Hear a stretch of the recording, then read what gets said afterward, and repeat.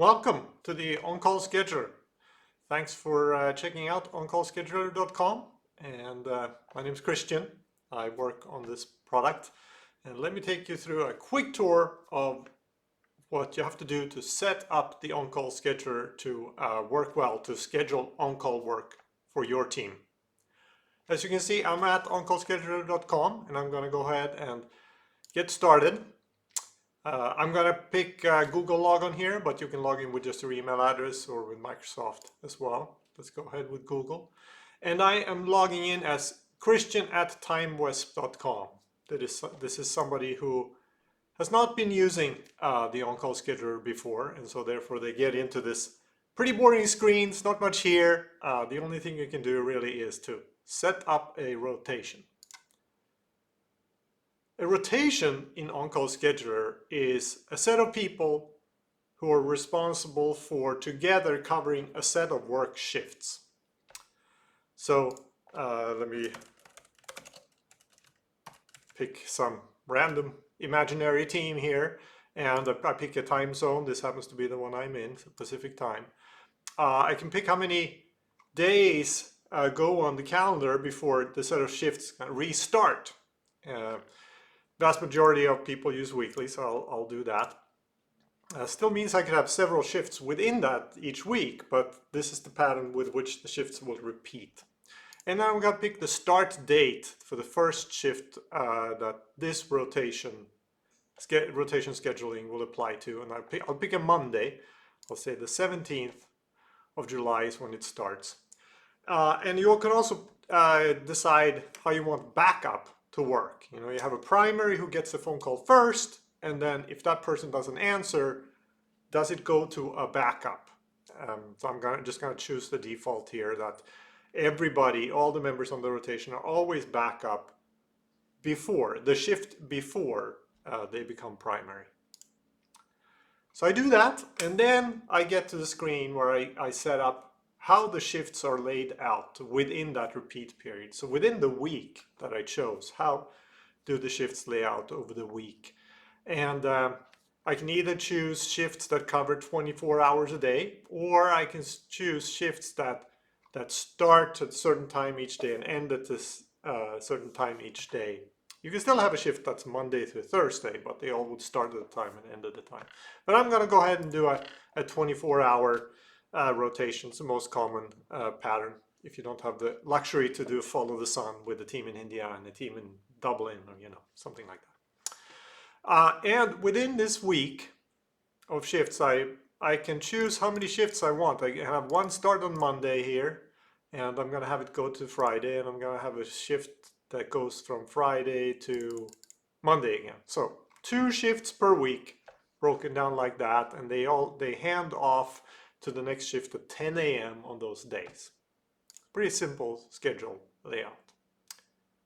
The next screen I get to is for choosing the members of the rotation. And what you have to do is enter their email addresses. You can copy and paste from pretty much any email client imaginable, and this will pick out the email addresses. But I already wrote down a few email addresses here, all in the TimeWesp domain. So I'm going to go ahead and add those email addresses and then submit those as the members of this rotation.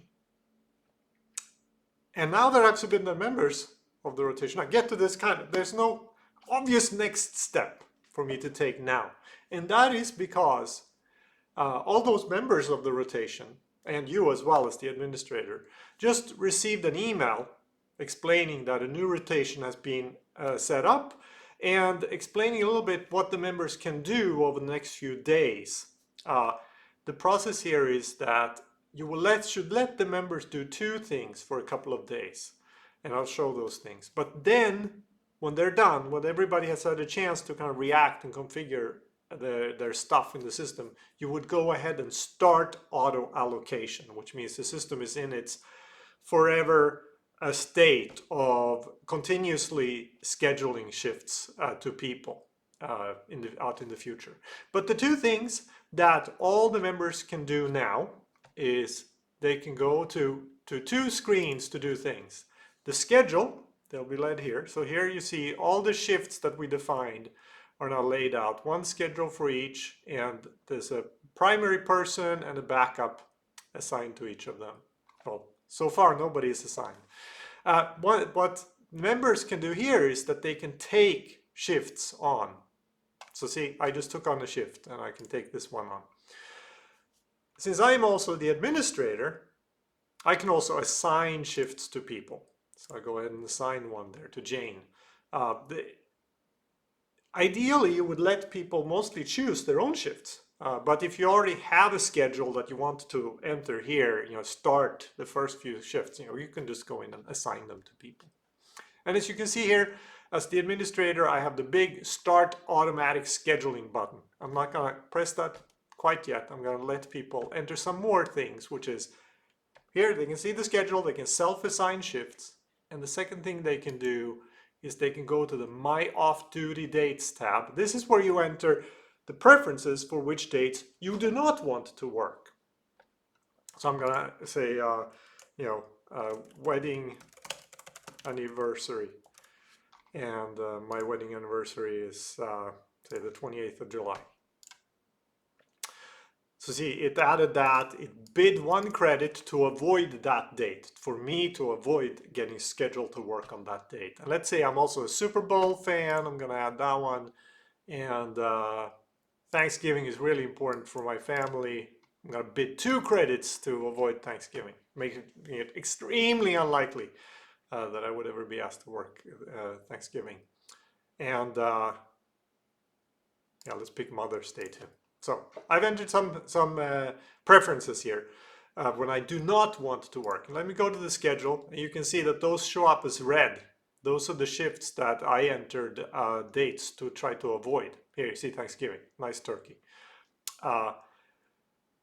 So when you've given all your members a chance to go through and enter the preferences for dates not to work, and also to self-assign shifts, then you press the Start Automatic Scheduling button.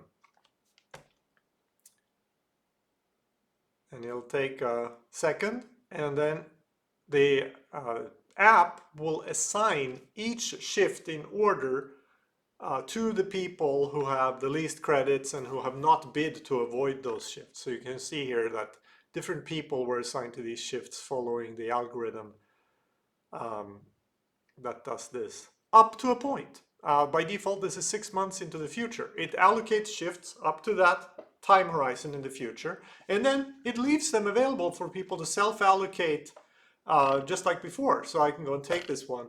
Beyond this 6-month horizon, I can also vacate these shifts. It's totally free for people to take shifts and leave shifts.